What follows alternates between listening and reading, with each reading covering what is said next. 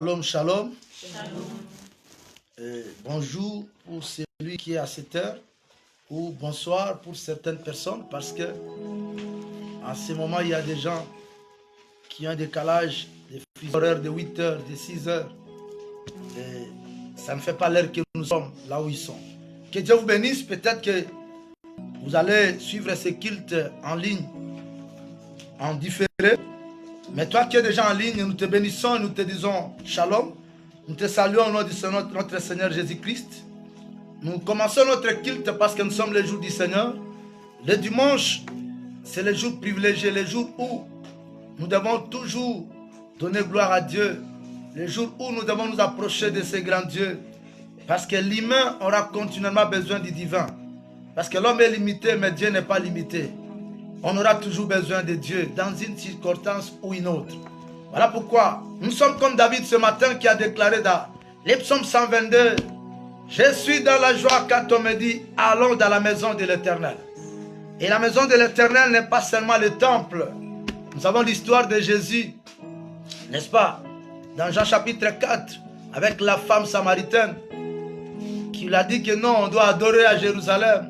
Mais Jésus a dit, l'heure vient et elle est déjà là. Où on ne peut pas aller seulement à Jérusalem ni à la montagne, mais partout où on invoque le Seigneur, il est là.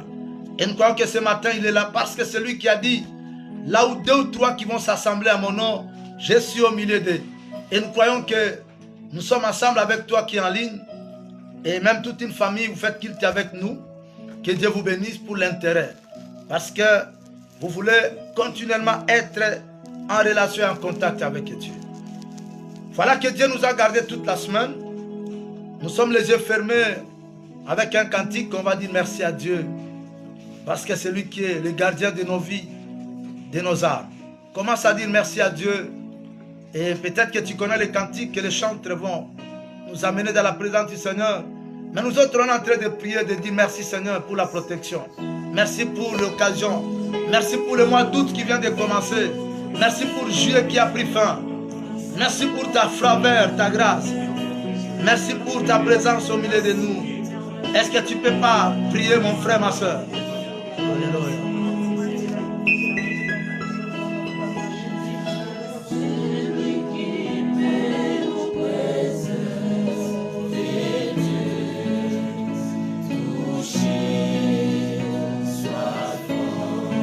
Il est là.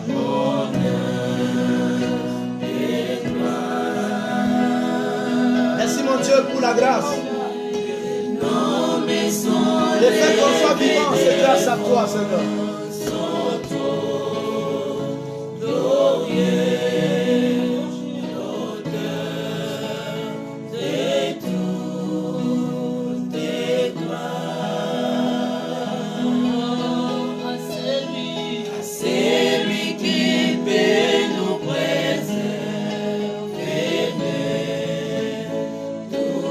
Reçois l'honneur, Seigneur. Reçois la louange. Car c'est toi qui es notre Dieu. Merci pour ta bonté. Merci pour ta puissance. Merci pour ta grâce. Oh Jésus.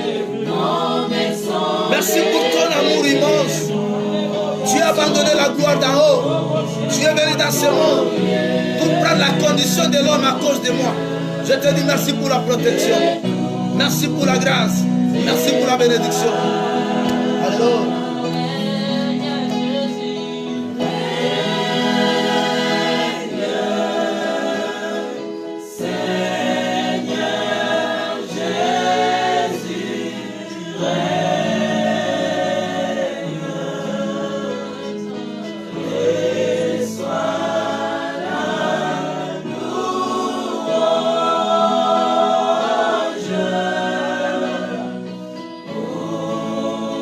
Yeah.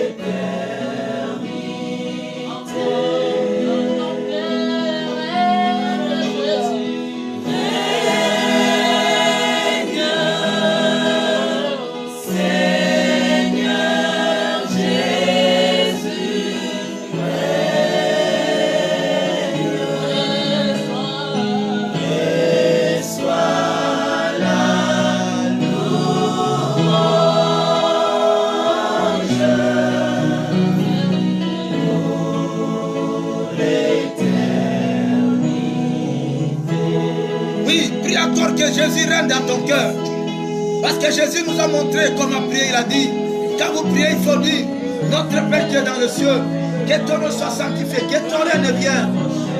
Appelle le règne de Christ dans ta vie, mon frère, ma soeur.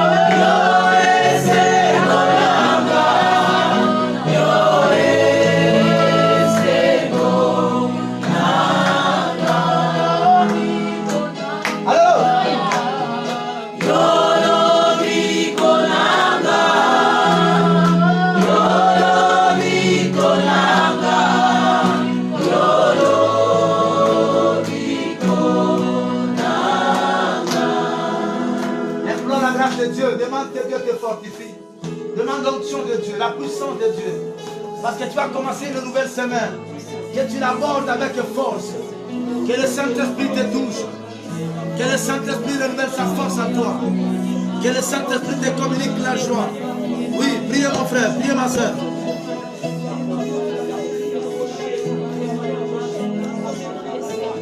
Saint-Esprit. Amen. Amène-moi plus loin que moi, Seigneur.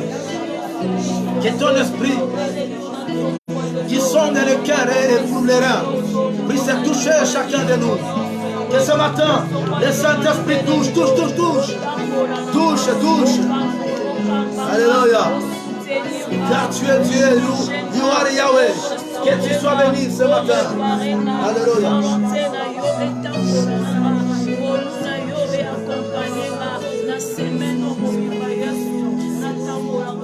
J'exprime le désir de te glorifier encore. J'exprime ce désir de te dire tu es Yahweh, tu es notre Dieu, tu es créateur.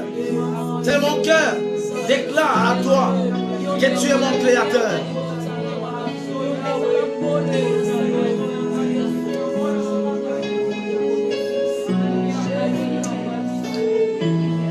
Un jour Jésus est venu pour secourir ses disciples sur la mer. Ils étaient en train de ramer, mais il y a eu un vent contraire. Les vents ne voulaient pas qu'ils arrivent de l'autre côté. Mais Jésus est venu les secourir. Et il les a donné la victoire. Ce matin, permets que Seigneur, je prophétise sur ces frères et sœurs qui sont avec nous ici. Et même ceux qui sont au loin. Que tu puisses les donner la victoire sur les vents contraires. Et qu'ils arrivent là où tu les attends. Seigneur, tu attends cette fille dans les toits conjugal du mariage. Permets que ça arrive. Tu attends ses frères dans son bureau du travail. Permets que ça arrive. Tu attends cette femme dans la maternité. Permets que ça arrive. Tu attends cette maman dans l'avion qui doit aller à Dubaï. Permets que ça arrive. Tu attends, Seigneur, ses frères. Seigneur, oh Dieu, élevé et marcher dans le cortège parce qu'il sera élevé. C'est toi qui agis, Père. Permets, mon Dieu, que ces choses arrivent. Que ton esprit puisse se communiquer la force. Alléluia.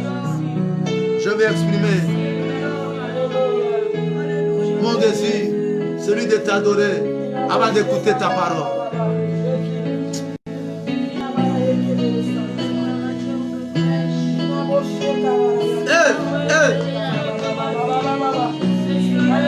Est-ce qu'il y a un adorateur de Dieu ici? Nous faisons le culte. Tu peux t'agenouiller, tu peux t'élever. Exprime le désir. Comme le psaume 42 déclare, mon âme soupire. Oh!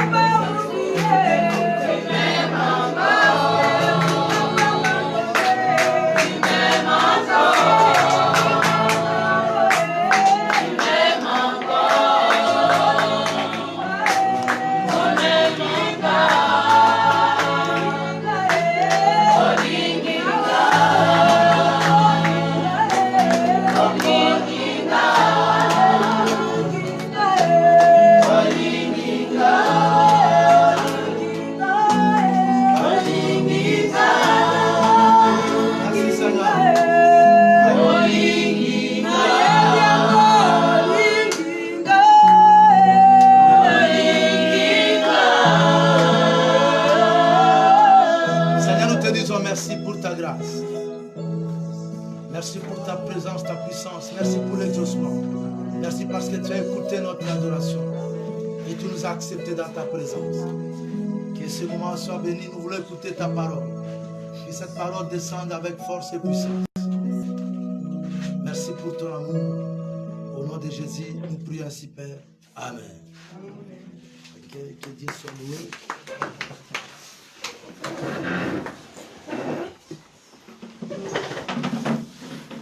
Voilà, nous voulons écouter la parole du Seigneur. Est-ce que quelqu'un a la joie d'écouter la parole de Dieu? Voilà, tu prends ton cahier, tu prends la Bible.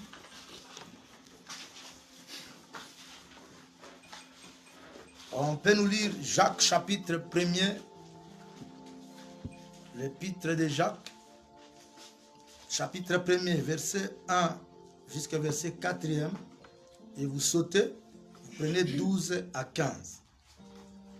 Jacques chapitre 1er, verset 1 à 4. Et vous sautez, vous lisez verset 12 à 15. Et quelqu'un d'autre va nous lire Galates chapitre 5, verset 22. Ce sont les deux textes de base qui vont permettre à ce que nous puissions donner l'enseignement que Dieu nous a mis à cœur pour partager avec le peuple de Dieu ce matin. Nous lisons au nom du Seigneur. Amen. Jacques, serviteur de Dieu et du Seigneur Jésus-Christ, aux 12 tribus qui sont dans la dispersion, salut. Mes frères, regardez comme un sujet de joie complète les diverses épreuves auxquelles vous pouvez être exposés, sachant que l'épreuve de votre foi produit la patience. Mais il faut que la patience accomplisse parfaitement son œuvre, afin que vous soyez parfaits et accompli sans faillir à rien. 12. Heureux l'homme qui supporte patiemment la tentation, car après avoir été éprouvé, il recevra couronne de vie que le Seigneur a promis à ceux qui l'aiment. Les personnes, lorsqu'il est tenté, me disent « c'est Dieu qui me tente », car Dieu ne peut être tenté par le mal, et il ne tente lui-même personne. Mais chacun est tenté quand il est attiré et amorcé par sa propre convoitise. Puis la convoitise, lorsqu'accomplie, enfante le péché, et le péché étant consommé, produit la mort. Est-ce qu'on peut dire Amen? Amen. Oui, Galates chapitre 5, verset 22. Galates chapitre 5, verset 22, je lis au nom de Jésus. Amen. Mais le fruit de l'esprit est l'amour, la joie, la paix, la patience, la bonté, la bienveillance, la fidélité, la douceur, la maîtrise de soi. La loi n'est pas contre de telles choses. Est-ce qu'on peut dire Amen? Amen. Est-ce qu'on peut dire Amen? Très bien. Amen. Voilà, le thème de notre message ce matin, c'est une interpellation et une recommandation du Seigneur. Il dit tout simplement, bannis l'impatience. Bannis l'impatience. C'est un message du Seigneur qui s'adresse à quelqu'un. Bannis l'impatience. C'est-à-dire que Dieu veut dire tout simplement que enlevez l'impatience, mais ayez la patience. Est-ce qu'on peut dire Amen? Amen. En fait, la patience, c'est ça la règle. Mais l'impatience, c'est maintenant l'exception. C'est la volonté de Dieu est que tout homme, tout enfant de Dieu puisse avoir la patience. Parce que la patience, au fait, c'est un fruit de l'esprit. Un des fruits de l'esprit, comme on vient de lire dans Galates chapitre 5, verset 22, que les fruits de l'esprit sont l'amour, la joie, la paix, la patience aussi. C'est-à-dire la patience est l'un des fruits. Et l'arbre qui produit les fruits ne peut pas manger lui-même son propre fruit. Ça, on est d'accord. Quand un manguier sort des mangues, le manguier ne peut jamais manger sa mangue. Mais il n'y a que d'autres personnes qui doivent manger la mangue. Donc les fruits qui doivent sortir de moi ou de toi, bien aimé, ça doit profiter aux autres. En fait, je me suis fait un petit exercice de définir pour toi la patience. La patience, c'est quoi? La patience, c'est au fait une qualité, la qualité d'une personne qui supporte. La qualité d'une personne qui supporte avec calme. C'est-à-dire ça s'agiter. La qualité d'une personne qui supporte avec calme des choses ou des situations difficiles ou pénibles. Tu supportes des temps, tu supportes des choses, tu supportes des situations qui sont pénibles, qui ne donnent pas la joie. Et qui doit aller jusqu'au bout, jusqu'à ce qu'il recevra ce qu'il attend, sans se décourager, sans abandonner. Donc, c'est-à-dire, la qualité d'une personne qui supporte calmement, n'est-ce pas, les difficultés, les souffrances, les situations, les choses qui ne lui donnent pas la joie, mais d'une manière calme, et qui attend jusqu'à l'accomplissement, sans abandonner, sans se décourager. On va dire que cette personne est patiente. Est-ce que cette qualité est en toi? Et on voit ici que deux fois la patience est liée à une promesse. Waouh! Liée à une promesse. Mais nous, comme nous sommes enfants de Dieu, quand je lis Hébreux chapitre 10, verset 23, la Bible me dit: confessons positivement notre foi, car celui qui a fait promesse est fidèle. Donc si Dieu t'a fait promesse, tu dois attendre parce qu'il est fidèle, il va accomplir. Donc ce qui est nécessaire pour nous, c'est d'avoir la patience. C'est-à-dire se calmer, supporter cette souffrance de ces temps, sans se décourager, sans lâcher, sans s'arrêter, mais attendre jusqu'au bout. Attendre jusqu'au bout. N'est-ce pas, la Bible nous dit, celui qui persévérera jusqu'à la fin sera couronné. Il ne faut pas abandonner, il ne faut pas s'arrêter quelque part, mais il faut aller jusqu'au bout. Tu t'es fixé des objectifs avec Dieu pour cette année. N'abandonne pas à mi-chemin, va jusqu'au bout. Il faut être patient. En fait, la patience, j'ai aussi découvert que c'est une qualité d'une personne qui sait attendre avec douleur, sans s'arrêter, ni s'énerver. Je dis, la qualité d'une personne qui sait attendre. La qualité d'une personne qui sait attendre. Avec douleur au cœur. N'est-ce pas? Sans s'arrêter ni s'énerver. Quand on est dans la patience, on ne peut pas s'énerver. Faites attention. Moi, je souffre depuis des années. Non, non, non, non, non. Ça ne relève pas de la patience. Accepte cette douleur dans le cœur. Mais tu continues à espérer, tu dis, ça doit arriver un jour. C'est ça la patience.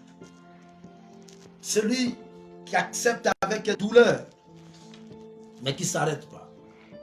Peut-être que tu t'es déjà arrêté quelque part. Mais ce matin, Dieu veut que tu t'arrêtes plus. Mais que tu prennes un élan neuf. Que tu prennes encore l'envol. Parce que l'échec n'est pas le dernier mot de Dieu. Dieu, par l'échec, je prépare un enseignement sur l'échec. L'échec, c'est quoi? Comment gérer l'échec? Comment se comporter quand on a échoué? L'échec, quand quelqu'un échoue, au moins, tu vas te tirer avec une expérience. C'est comme ça qu'on dit souvent, Zobaliboso Maël Sima. C'est-à-dire, tu es tombé l'autre fois, mais la prochaine fois, tu ne vas plus tomber. Un jour, j'étais dans ma douche. Je n'ai pas tiré attention, je vis un gobelet d'eau. Je pensais que c'était un gobelet d'eau frais ou froide. J'ai jeté dans mon corps. Immédiatement, je m'étais brûlé. J'ai crié, waouh! Mon épouse a écouté dans la chambre. Elle dit, papa, c'est quoi? Mais j'ai pris une leçon. Toutes les fois que j'entrerai dans la douche, si je vois de l'eau, je commence par tester. Est-ce que c'est de l'eau froide ou chaude? Alléluia. Si tu as échoué, au moins tu dois sortir avec une leçon. Cet enseignement va édifier beaucoup de gens.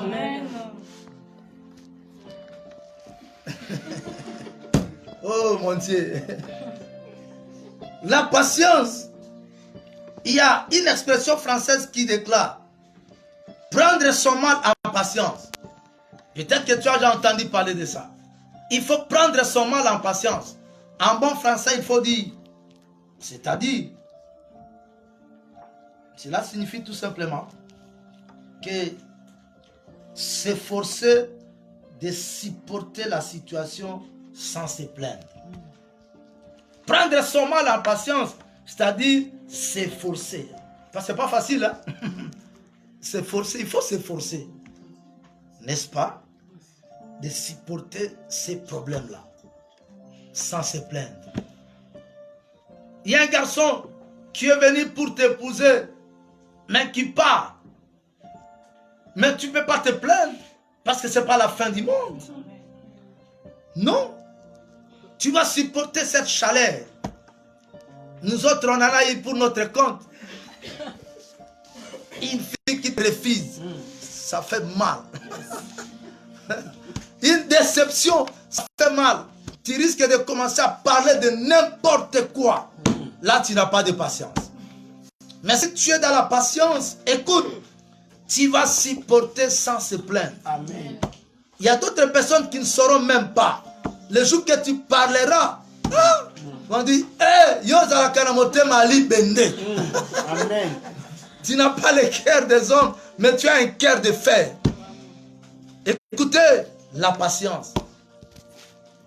La patience. Dieu parle à un cœur ce matin. J'ai demandé à Dieu, parle-moi. Parle-moi, que je reste toujours patient, patient, patient. La patience, quand on parle dans le langage latinique, les latins disent pati, c'est-à-dire attendre avec douleur. Waouh! Tu dois ressentir ces douleurs. Et si tu supportes, c'est comme ça que Jacques dit. Lisez-moi un peu le verset 12 jusqu'au verset 14. N'est-ce pas? Et Jacques chapitre 1er toujours. Tu vas comprendre. Il y a des épreuves, il y a des tentations, il y a des douleurs, il y a des situations compliquées qui arriveront toujours. Dans la vie d'un chrétien, il n'y aura pas que toute chose sera rose, que toute chose sera bonne. Même dans les mariages, il y aura des petits problèmes. Mais il faut supporter. Il faut patienter. Tu épouses ta femme aujourd'hui, c'est une fille qui n'a jamais été au mariage. Peut-être que dans leur maison, son père lui donnait un 5 000 francs par semaine. Mais toi, tu n'as rien. Comme son mari. Mais la fille doit supporter. Et le garçon, il ne faut pas juger la fille précipitamment. Oh, elle est d'une mauvaise éducation. Non, non, non. Concentre-toi, investis-toi. Elle va produire après. La patience. Tu t'épouses. Tu t'épouses aujourd'hui, il ne faut pas dire, hey, mon mari n'a pas de Jeep, mais regarde celui-là qui a sa Jeep. Non, il faut patienter. Toi, tu es au premier chapitre, mais lui, il est déjà au 14e. Il est déjà au 32e chapitre. Je balançais un enseignement comme ça dans les réseaux sociaux. Il ne compare pas ton premier chapitre à celui qui est déjà au 14e. Non. Non. Tu es au début. Peut-être que toi, tu as bien commencé. Mais lui a mal commencé. Aujourd'hui, il y a les gens qui commencent bien à la maison célibataire avec écran plasma. Waouh. Mais il faut demander à ces gens qui se sont mariés 20 ans. Nous autres, où tu cherches même une petite télévision Electa. Il faut taper. Tu prends une fourchette, tu mets là la tête, tu tapes. Pour régler les images. Les images viennent par les coups. Mais toi, aujourd'hui, tu as un TV plasma. C'est une grâce. Alléluia. Il y a des gens qui se marient, mais qui vont dormir. Oh, ton vendana n'est pas grande sœur. Il n'y a pas de loyer. Vous restez d'abord chez la grande sœur. Et 2 mois, 3 mois, on va commencer à insulter ta femme. Cette femme fainéante qui ne sait pas balayer, qui ne sait pas faire ceci. Non, non, non, non, non. C'est la souffrance du cœur.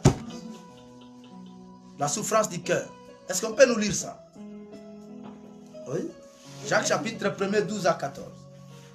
Heureux l'homme qui supporte patiemment la tentation. Heureux l'homme qui supporte patiemment la tentation, les difficultés. Car après avoir été éprouvé, Après avoir été éprouvé, il recevra la couronne de vie. ah, moi je prophétise sur toi ce matin qui est patient. Reçois la couronne de vie. Reçois la couronne du mariage. Reçois la couronne du travail. Reçois la couronne dans ce que tu fais. Reçois la couronne dans le ministère. Tu ne peux pas commencer aujourd'hui seulement et dire que je dois avoir des limousines. Pasteur, tu risques de tuer les gens. Supporte, patiente. Un jour, tout changera. Alléluia. Alléluia. Heureux celui qui supporte patiemment les épreuves, les tentations, les difficultés. Car après ça, il y aura une couronne. Oh, oh, oh, oh. Je suis dans la joie ce matin. Parce que je sais qu'il y a une couronne sur ma tête. Et il y a une couronne sur la vie de mes frères et sœurs. Vous allez expérimenter la grâce de Dieu. Amen, amen. Celui qui est impatient, il manque de patience. Oui, c'est vrai. Celui qui est impatient, il veut que tout de suite, maintenant, ce qu'il désire, ça arrive. C'est comme ça. Celui qui est impatient, il veut tout de suite, que ça arrive maintenant. Si ça prend du temps, on commence à lapider, à insulter Dieu. Qui te dit ça? Dieu n'agit pas en retard. Ce qu'il fait, il arrive en son temps. Et il fait de bonnes choses en son temps. Oh mon Dieu. La source de l'impatience, ça vient d'où? Premièrement, c'est le diable. Le diable qui amène l'impatience. Il te pousse à insulter Dieu. C'est comme ça qu'il a fait avec la femme de Job. Au lieu de patienter, à t'indiquer. Et Job, sa femme, qui dit, insulte Dieu, maudit Dieu, mais c'était une femme impudique, celle-là.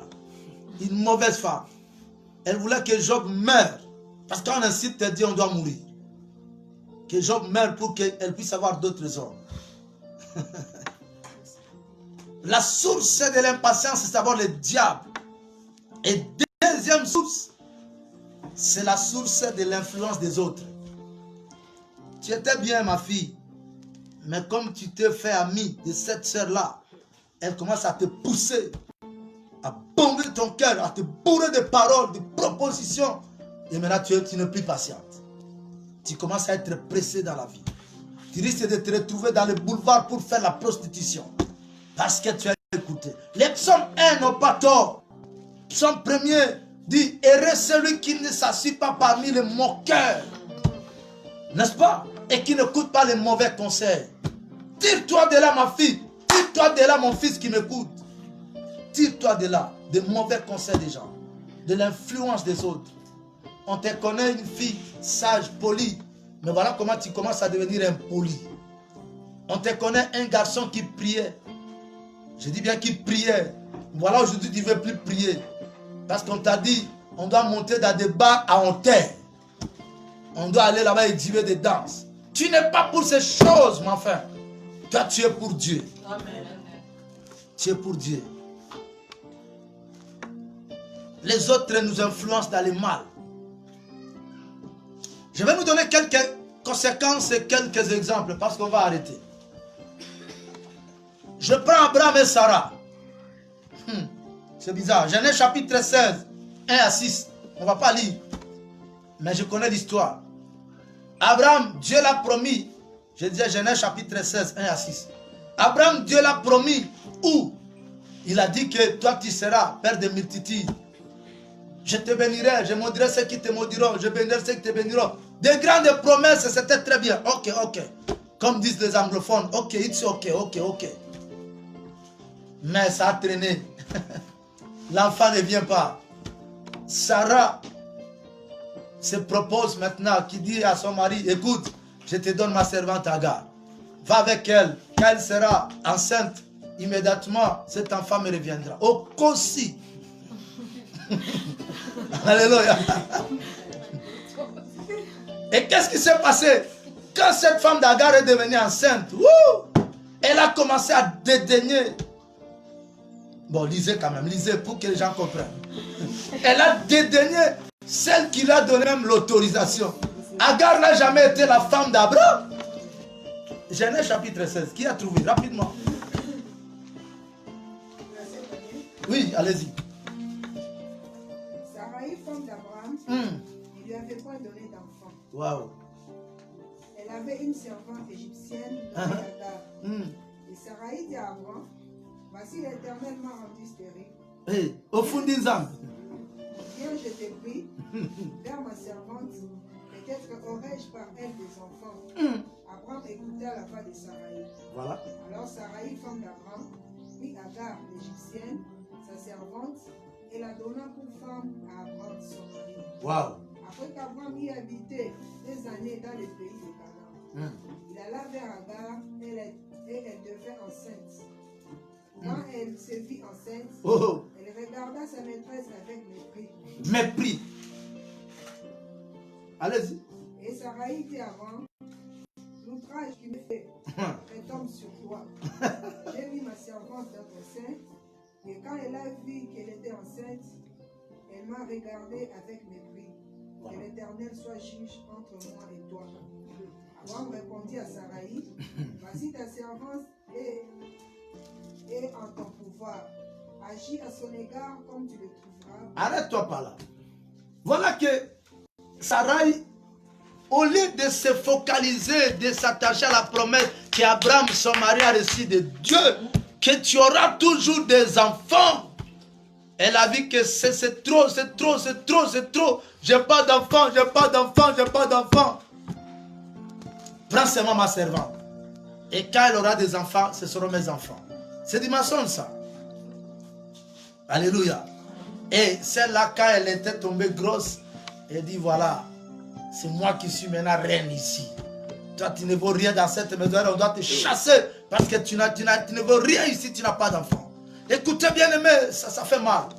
Mais je vais dire à quelqu'un, attends patiemment, parce que Dieu va finir par accomplir. Voilà l'impatience à payer négativement à Sarah. Elle a commencé à appeler Dieu juge. D'abord condamner Dieu. Dieu m'a rendu stérile. Mais quand Isaac est venu par la suite, Sarah devait se repentir. Elle devait demander pardon à Dieu.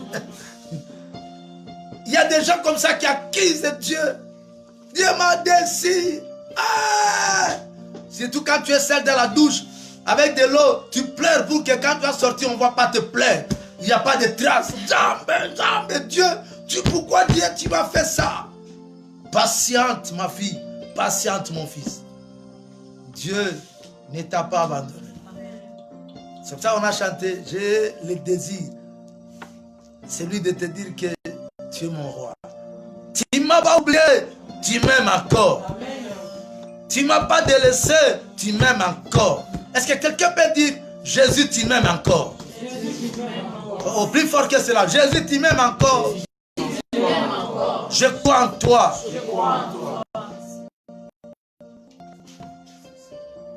Que je te parle encore de l'exemple. Elimelech et Naomi. Nous sommes dans le livre de Rite, chapitre 1. Ils ont vu que Bethléem, qui s'appelait la maison du pain, il n'y avait plus de pain. Ah non. Ça n'a pas c'est ça. Les quinois. Le poisson sur là où l'eau est en train de couler. Waouh. Je n'ai fait que traduire. Le langage quinois. Je n'ai rien inventé. Alléluia. Et Elimelech, Bethléem signifie la maison de pain. Maintenant, Dieu a permis qu'il n'y ait pas de pain pendant un moment. Et Elimelech dit à sa femme, Rite, et à sa femme Naomi, et à ses deux fils, Machloi et Kiljon, allez, on part à Moab. Ils partent même dans les pays de maudits. Parce que Moab, la sœur de Moabite, c'est un enfant que Lot a eu avec sa fille aînée. Dans cet enfant-là est né dans la malédiction. Et c'est comme ça que les hommes se perdaient là-bas. Mais Elimelech, à cause de la famine, et Naomi, ils n'ont pas supporté, ils sont allés à Moab. Arrivé là-bas, Ruth chapitre 1er, n'est-ce pas, 1 à 5, et puis 19 à 22. Arrivé là-bas, qu'est-ce qui arrive? Elimelech meurt. Oh. Et après, c'est Machlon qui meurt. Et Kiljon qui meurt. Naomi reste seule avec ses deux belles filles. N'est-ce pas, Ruth et Orpa. Et maintenant, Orpa part, mais Ruth part à Bethléem, rentre avec Naomi. Au verset 19 même jusqu'au verset 22, quand elles sont arrivées à Bethléem, pourquoi? Parce que Naomi a appris que Dieu a visité Bethléem, il y amena du pain. Non, il ne faut pas avoir une vie d'errance. Il y a des gens, ils se réveillent le matin, il a à peine brossé seulement, et il a lavé la figure. Il y a ses amis, ah, ma chérie, est-ce que tu peux m'accompagner à DGC? Allons-y. Arrivé à DGC, je trouve qu'il faut arriver à Dambo, oui.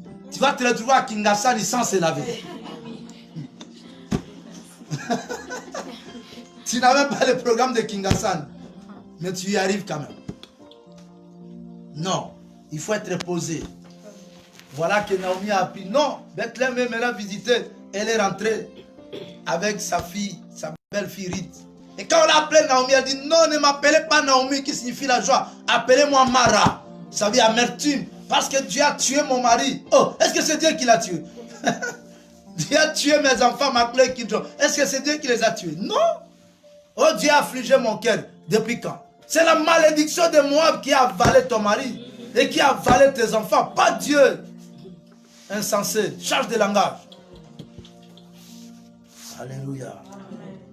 Alléluia. Écoutez, bien-aimés, c'était un problème. Et voilà que l'impatience de Ruth, l'impatience de Naomi et d'Elimelech a coûté la vie à ces hommes de partir. Soyons patients. Il y a quelqu'un un jour qui a raté un taxi, qui commence à insulter le chauffeur. Yo! Mais de temps après, quand il passait avec un autre taxi, il trouve que ce taxi-là a fait l'accident. Il dit, hé Seigneur, pardon. Si j'étais dans cette voiture, moi aussi j'avais fait cet accident. Non, soyons patients. Que Dieu conduise nos pas, nos pensées dans tout ce que nous voulons faire. Avant de sortir, demande à Dieu, guide mes pas. Dirige-moi. Avant de parler, demande à Dieu. Soyons patients, mes frères et sœurs. Soyons patients, soyons patients. Si je prends Jean chapitre 1, 29 à 31, et je prends Matthieu 11, 2 à 6, l'histoire de Jean. Dans Jean chapitre 1, verset 29 à 31, Jean-Baptiste, dans le Jourdain, il voit Jésus passer, il dit, voici l'agneau de Dieu qui ôte le péché du monde. Mais dans Matthieu chapitre 11, verset 2 à 6, Jean est dans la prison. La souffrance fait que Jean puisse régner Jésus. Il n'y a pas que Pierre qui a régné Jésus, il y a eu aussi Jean qui a régné Jésus. Pour Pierre, c'était une prophétie de Jésus qui a dit à Pierre, toi tu vas me régner 3 fois, et c'était arrivé. Mais pour Jean, ce n'était pas une prédiction, une prophétie, mais c'était une action. Il est en prison, il souffre, et il commence à demander à ses disciples, écoutez, venez. Moi, je ne peux pas souffrir. Allez dire à ce Jésus-là, posez-lui la question, est-ce que c'est lui ou c'est quelqu'un d'autre qui devait venir? Et Jésus, très sage, il dit, allez dire à Jean, les aveugles voient, les paralytiques marchent, les lépreux sont purifiés, la parole est prêchée, les royaumes est parmi son peuple. Alléluia. Donc la souffrance a fait que Jean puisse régner Jésus.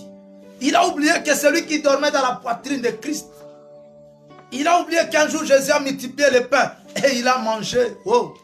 Il a oublié que lui, il était avec Jésus dans la barque. Il a oublié les miracles que Jésus a opérés. Il a dit, est-ce que c'est lui ou c'est quelqu'un d'autre? Mais c'est toi qui as dit, Jean, que voici l'agneau de Dieu. et tu as dit que je ne sais même pas ouvrir et fermer les souliers. C'est la scène des souliers. Parce que tu estimais Jésus trop. Et maintenant tu veux dénigrer Jésus. Bien aimé, l'impatience, ce n'est pas une bonne chose. L'impatience, je peux dire en résumé, peut amener quelqu'un à rétrograder. Il y a les gens qui ont rétrogradé. Tu vas à l'église. Oui, je pars, on a qui. Tu joues dans cette église-là. Qu'est-ce que vous aurez? Comme ce fut le cas de Nathanaël. Est-ce que peut-il sortir de Jérusalem quelque chose de précieux, de gloire? Oui, quelque chose peut sortir.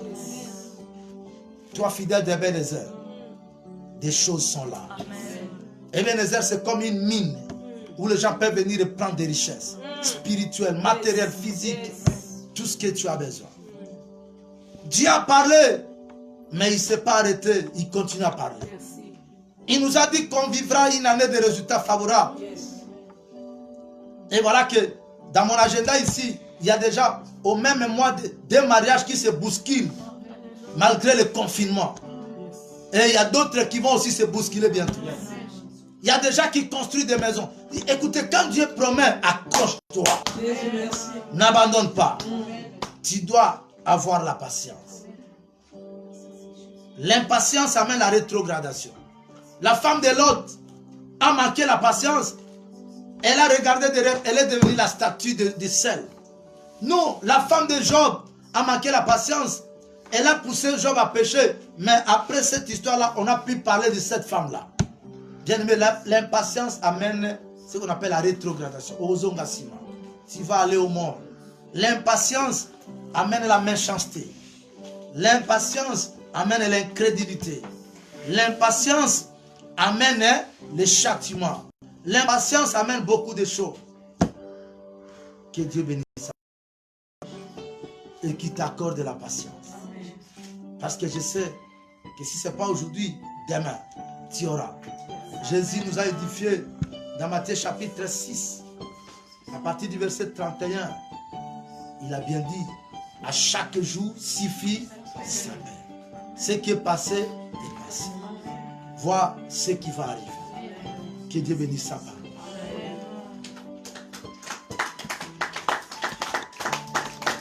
Mon âme est bénie.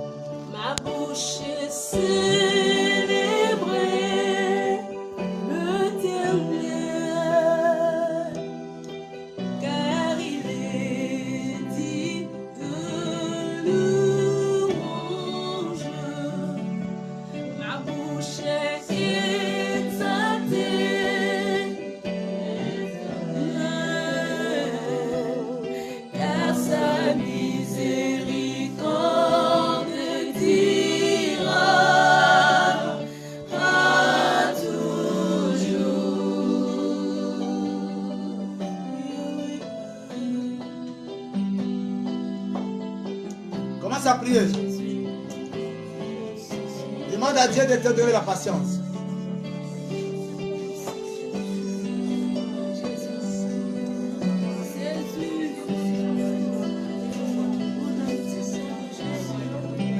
Qui te donne la patience. Parce qu'il y a de bonnes choses qui t'attendent demain.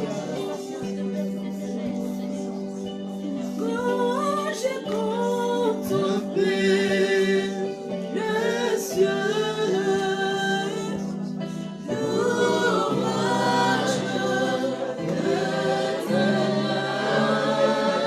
a été créé par Dieu.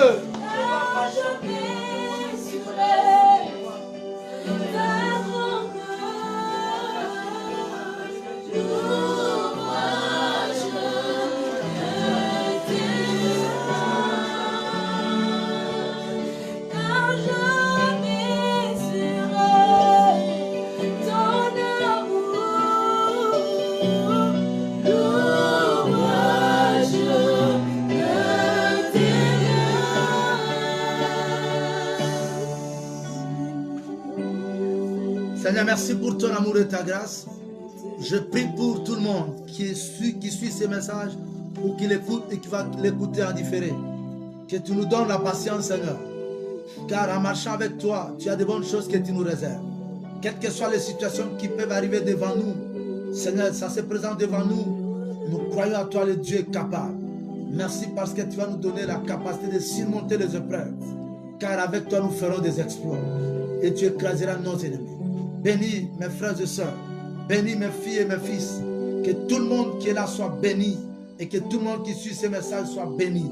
Et que tu nous donnes la patience pour que l'ennemi puisse échouer dans ses astuces pour nous faire du mal et nous écarter de ta présence. Je te bénis, toi qui suis ces messages. Reçois la bénédiction au nom de Jésus.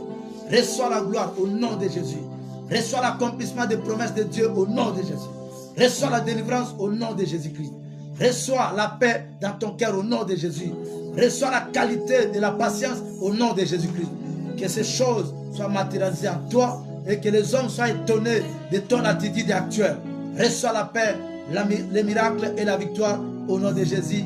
Amen. Voilà. Nous sommes arrivés à la fin de notre culte. On va préparer nos offrandes et nous disons que les derniers cultes en ligne, du moins pour cette version, c'est le dimanche prochain où on aura la Sainte Seine. Et tu as une bonne offrande de rachat, tu écris, et des remerciements, tu amènes. On va prier ensemble et Dieu va se glorifier. Et on va prier sérieusement le dimanche parce que le dimanche 16, on sera déjà à l'église, dans le temple, on se prépare. Et ce serait la fête, les retrouvailles, ce serait aussi la cérémonie de remerciement et de bénédiction parce que l'homme de Dieu va prononcer les paroles de bénédiction pour tous ses fils et toutes ses filles. Soyez bénis au nom de Jésus. Amen.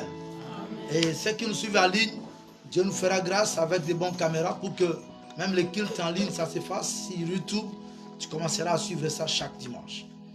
Nous bénissons l'Éternel. Amen. Amen.